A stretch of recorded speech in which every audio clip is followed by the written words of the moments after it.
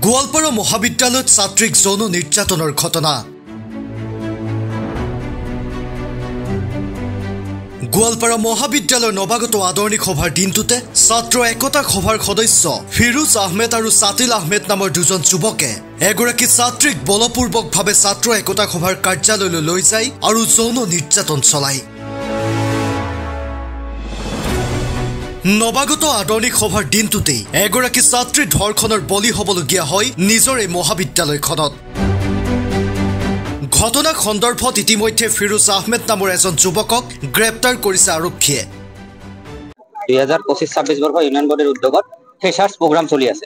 যি ফ্ৰেচাৰ্ছ প্ৰগ্ৰামৰ অজুহাত লৈ তাৰে ইউনিয়ন বডিৰে NSUৰ সমৰ্থিত প্ৰাৰ্থী জয়লাভ কৰা আমি ডাব্লু বুলি জানো, তেওঁৰ অৰিজিনেল নামটো কিবা ফিৰোজ নে কি হয়, সেই ল'ৰাজনে এজন হিন্দু ছোৱালী দাস উপাধিৰ এজনী ছোৱালীক ৰুমৰ ভিতৰত ইউনিয়ন বডিৰ যোনটো ৰুম আছিল ইউনিয়ন বডিৰ ৰুমত মাতি লৈ তেওঁক কৈছিল ছোৱালীজনীয়ে কোৱা মতে ছোৱালীজনীৰ এটা এডমিশন ৰিচিপ্ট ওলাই দিব লাগে। যেহেতু ইউনিয়ন বডিত আছে, ইউনিয়ন বডিত থকাৰ কাৰণে তেওঁৰ পৰা খুজিছিল যে দাদা মোক এডমিশন ৰিচিপ্টটো ওলাই দিয়ক। তেওঁক প্ৰলোভন দি মাতি লৈ গৈছিল যে আপুনি ইউনিয়ন বডিৰ ৰুমত আহক, আমি তোমাক বস্তুটো ওলাই দিম। লৈ কিনে তাক প্ৰেচিডেণ্ট যোনটো ৰুম আছে প্ৰেচিডেণ্টৰ ৰুমত লৈ তাক ইচ্ছাকৃতভাৱে খুব অপদস্থ কৰি কামুৰি আজুৰি তাক ৰেপ কৰা হয়।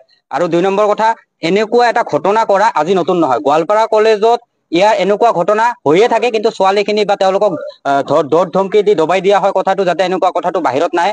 আজি যোনটো ঘটনা হৈছে, ছোৱালীজনী নিজে কৈছে তাইকো ধমকি দিছে যে যদি এই কথাটো বাহিৰত যায় তেনেহলে তাক বলেৰনে স্কৰপিঅত উঠাই গেং ৰেপ কৰিব বুলি ধমকি দিছে। ছোৱালীজনী আজি সাহসী কাৰণে হয়তো আজি আমাৰ ওচৰত আহিছিল, আহি তেওঁ ঘটনাটো কৈছে আৰু তাৰ কথাৰ ভিত্তিত আমি এজাহাৰ দাখিল কৰা হৈছে। News desk report NE8 news.